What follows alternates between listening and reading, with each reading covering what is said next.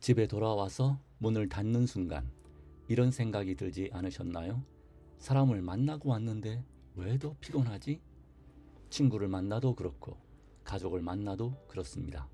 예전엔 위로가 되던 관계가 어느 순간부터 에너지를 빼앗아 가는 느낌이 들죠. 이상한 건 싸운 것도 아니고 누가 잘못한 것도 아니라는 겁니다. 오히려 잘 지내보려고 애썼을 뿐인데 마음은 더 지칩니다. 혹시 이 피로가 사람 때문이 아니라 관계를 대하는 우리의 태도 때문이라면 어떨까요? 사람은 사람 때문에 지칩니다. 나쁜 사람을 만나서가 아니라 잘 지내보려고 애쓴 관계에서 더 지칩니다. 왜 그럴까요?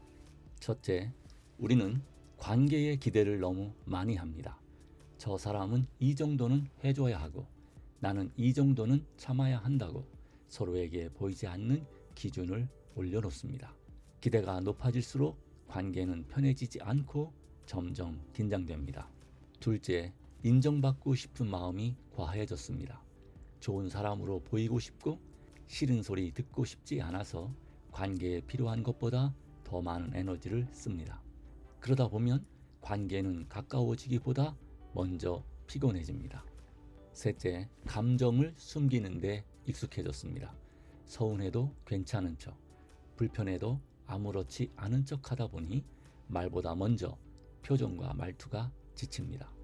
이때부터 관계는 조금씩 어긋나기 시작합니다. 넷째, 관계를 내가 통제해야 한다는 마음이 커졌습니다. 말을 어떻게 해야 하고 어떤 태도를 보여야 하는지 머릿속으로 계산할수록 관계는 자연스럽지 못해집니다. 사람 사이의 대부분은 생각보다 무의식적으로 흘러가는데 말입니다. 마지막으로 우리의 안테나가 늘 남에게만 향해 있기 때문입니다. 지금 나를 어떻게 볼까? 혹시 불편해하지는 않을까? 이 생각이 반복되면 관계도 마음도 늘 긴장 상태가 됩니다. 그래서 인간관계가 힘든 이유는 사람이 나빠서가 아니라 우리가 관계에 너무 많은 힘을 쓰고 있기 때문입니다. 그러므로 우리는 노자로부터 배울 필요가 있습니다.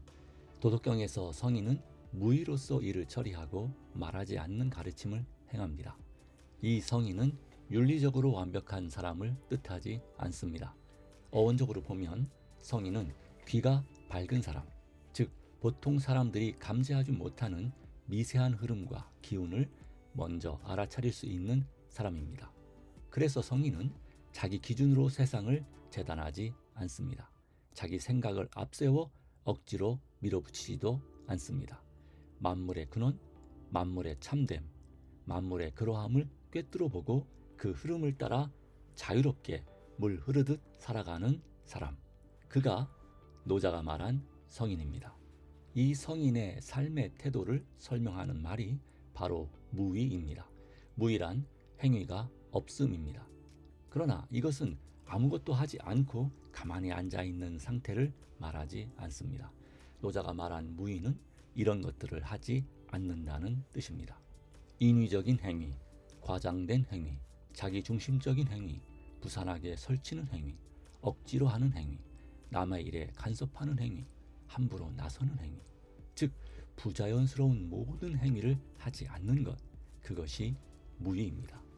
그래서 성인은 일을 하되 억지로 하지 않고 말을 하되 말로 가르치려 들지 않습니다. 도덕경 2장에서 말하는 말하지 않는 가르침이란 침묵을 지키라는 뜻이 아닙니다. 행동이 너무 자연스럽고 너무 자발적이어서 굳이 설명하지 않아도 사람이 스스로 느끼게 되는 상태를 말합니다. 이 단계에 이르면 행동은 분명히 존재하지만 그 행동이 행동으로 느껴지지 않습니다. 그래서 노자는 이것을 무위의 위, 함이 없는 함이라고 부릅니다. 여기서 함께 이해해야 할 말이 무위자연, 그 중에서도 자연입니다. 노자가 말한 자연은 산이나 강 같은 환경을 뜻하지 않습니다. 자연이란 사람의 힘이나 인위적인 작용을 가하지 않아도 스스로 그렇게 되는 상태, 곧 자기 스스로 그러함을 말합니다. 그래서 성인은 관계에서도 이 자연을 거스리지 않습니다. 가는 사람을 붙잡지 않고 오는 사람을 밀어내지 않습니다. 서운함 때문에 거리가 멀어지면 멀어지는 대로 두고 마음이 다시 가까워지면 가까워지는 대로 받아들입니다. 억지로 이어 붙이지도 않고 억지로 끊어내지도 않습니다. 관계가 흘러가려는 방향을 사람의 의지로 틀지 않고 그 흐름에 자연스럽게 맡기는 태도, 그것이 노자가 말한 자연입니다. 비록 우리는 성인은 아니지만 관계가 지치기 시작할 때 한 번쯤은 성인처럼 힘을 덜 쓰고 있는지를 되돌아볼 필요는 있습니다. 50이 넘어서부터 인간관계는 더 이상 늘리는 문제가 아닙니다. 이 시기는 새로운 관계를 무작정 만드는 시기가 아니라 관계를 다시 정리하고 다시 짜는 시기입니다. 부모는 떠나고 자녀는 각자의 삶으로 흩어지고 직장과 모임의 연결도 하나둘 느슨해집니다. 그래서 이 나이의 관계는 돌아보는 것이 아니라 다시 설계하는 단계로 들어갑니다. 이때 우리가 놓치기 쉬운 게 하나 있습니다. 바로 오래된 친구입니다. 오래된 친구는 그냥 오래 본 사람이 아닙니다. 내가 잊고 있던 내 인생의 장면을 대신 기억해 주던 사람들입니다. 새로운 좋은 친구는 어느 날 갑자기 하늘에서 뚝 떨어지지 않습니다. 대부분은 이미 알고 있었지만 서로 바쁘다는 이유로 멀어졌던 사람들입니다. 그래서 중년 이후의 관계는 기다리는 것이 아니라 내가 먼저 손을 내미는 것에서 다시 시작됩니다.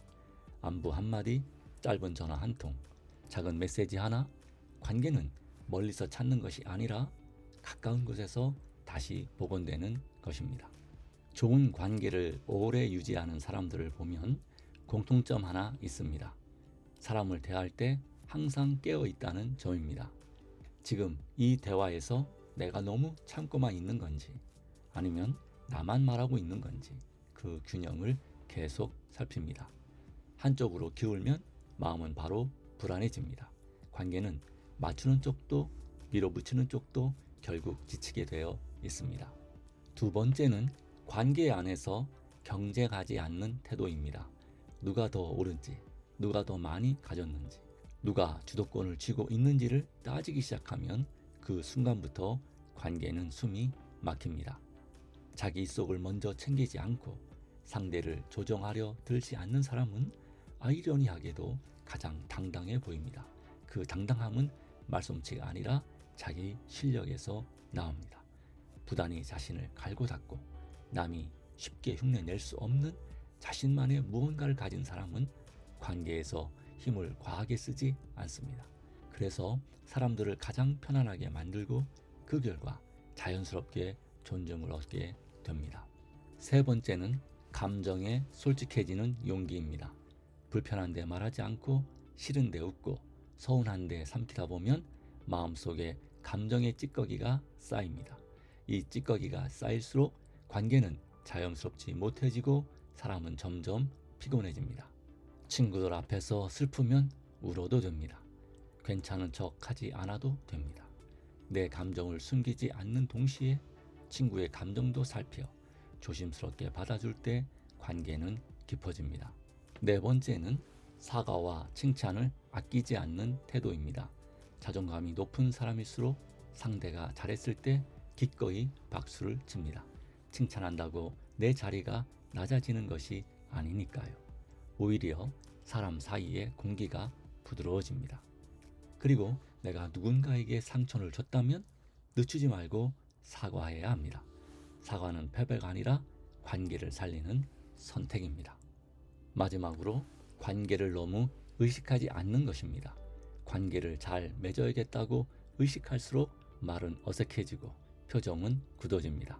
관계는 애써 잡는 목표가 아니라 자기 중심이 안정될 때 자연스럽게 따라오는 결과입니다. 물 흐르듯 두고 지나갈 것은 보내고 머물 것은 머물게 할 때 사람은 관계에서 덜 지칩니다. 오늘 이야기한 5가지 비결은 지켜야 할 규칙이 아닙니다. 외워야 할 기술도 아닙니다. 오히려 우리가 관계에서 얼마나 많은 힘을 쓰고 있었는지를 알아차리기 위한 표지판에 가깝습니다. 균형을 맞추려 애쓰고 경쟁하지 않으려 애쓰고 솔직해지려 애쓰고 사과하고 칭찬하려 애쓰다 보면 어쩌면 또 다른 방식으로 우리는 스스로를 몰아붙일지도 모릅니다. 그래서 마지막에 다시 노자로 돌아와야 합니다. 무위자연. 아무것도 하지 말라는 말이 아니라 관계에서 불필요한 인위적 행동을 내려놓으라는 말입니다. 5가지를 억지로 지키려 하지 않아도 괜찮습니다. 생각은 하되 마음은 자연에 두면 됩니다. 내 중심이 흔들리지 않고 흐름을 거스르지 않을 때 사람은 애쓰지 않아도 드러납니다. 그 곁에는 끝까지 남는 친구가 있고 말없이도 통하는 인연이 있고 소란스럽지 않는 작은 행복이 머뭅니다. 아무리 세상이 각박해지고 관계가 이기적으로 변해도 무의자연을 품은 사람의 삶은 끝내 메마르지 않습니다. 오늘부터 조금 덜 애쓰고 조금 덜 걱정하며 자연스럽게 살아도 괜찮습니다. 그 길 위에 사람과 행복은 늘 함께 옵니다.